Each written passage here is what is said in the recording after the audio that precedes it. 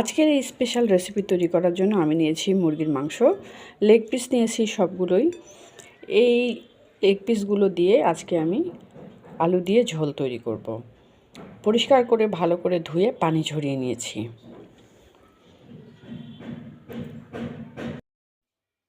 চুলায় একটি প্যান নিয়ে নিয়েছি।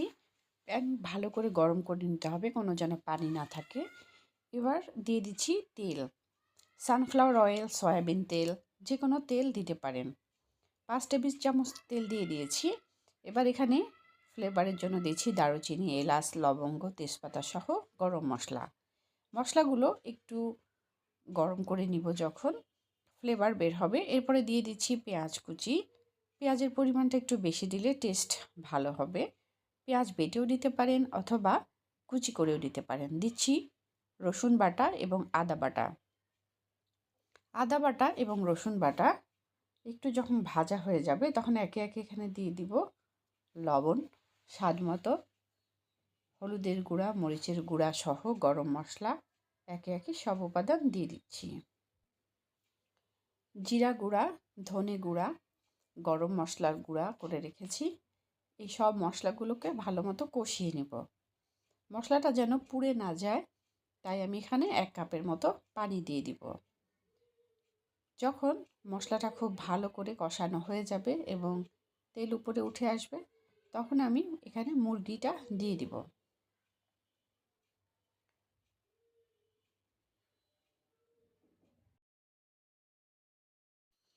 মশলাটা ভালো করে কষিয়ে নিয়েছি 5 মিনিটের মতো।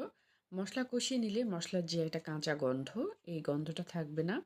আর মশলাতে সব মুরগির টুকরোগুলো দিয়ে ভালো করে কষিয়ে নিব।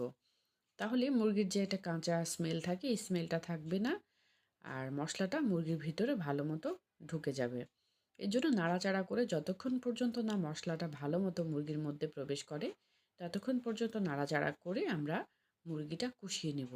এই কষানোর উপরে কিন্তু রান্নার স্বাদ অনেকটাই নির্ভর করে।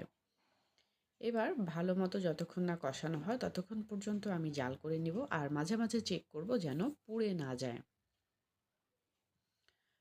কিছুক্ষণ হওয়ার পর যখন অনেকটা পানি শুকিয়ে গেছে, তারপরে আমি একটু নাড়াচাড়া করে নিব। আর যেহেতু আমি আলু দিব, আমি 1টি বা 2টি আলু ছোট ছোট করে গোল গোল করে কেটে নিয়েছি। এই আলুগুলো এই কষানো মশলার মধ্যে দিয়ে দিব। আর মাঝে মাঝে একটু নাড়াচাড়া করে মুরগিটাকে কষিয়ে নিব যতক্ষণ পর্যন্ত না কষানো হয়। আলু সহ মুরগিটাকে একটু ভালো করে নাড়াচাড়া করে নিতে হবে।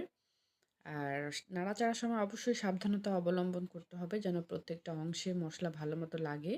আর খুব জোরে নাড়াচাড়া করলে যেন ভেঙে না যায়, এই বিষয়টাও খেয়াল রাখতে হবে।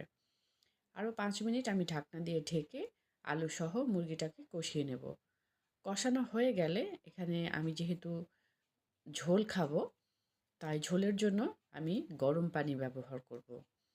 এখানে 2 কাপের মতো গরম পানি আমি দিয়ে আরও কিছুক্ষণ রান্না করে নেব। আপনারা যদি বেশি পরিমাণ ঝোল খেতে চান, সেক্ষেত্রে পানির পরিমাণ বাড়িয়ে দিতে পারেন। আর যতক্ষণ না আলু আর মুরগিটা ভালো করে কষানো হয় ততক্ষণ পর্যন্ত কষিয়ে নিতে হবে, তা না হলে কিন্তু খেতে ভালো লাগবে না।